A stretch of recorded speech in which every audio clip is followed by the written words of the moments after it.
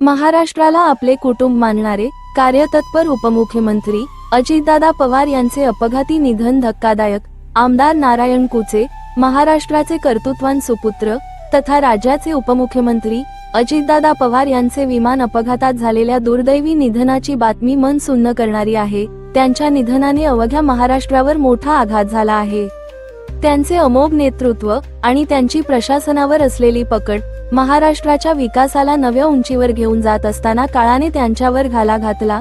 त्यांची ही उणीव कधीच वरून निघणारी नाही. मी बदनापूर अंबड मतदारसंघाच्या वतीने दादांच्या स्मृतीला भावपूर्ण श्रद्धांजली अर्पण करतो, अशा भावना बदनापूरचे आमदार नारायण कुचे यांनी बुधवारी व्यक्त केल्या. अजितदादा यांचे निधन महाराष्ट्रासाठी मोठी हानी आहे. त्यांच्या आत्म्यास सद्गती लाभो, ईश्वर या दुःखातून पवार कुटुंबीय आणि त्यांच्या कार्यकर्त्यांना सावरण्याची शक्ती प्रदान करो. या दुःखद प्रसंगात भाजपा परिवार त्यांच्या कुटुंबियांच्या पाठीशी उभे आहेत, असेही आमदार नारायण कुचे यांनी स्पष्ट केले.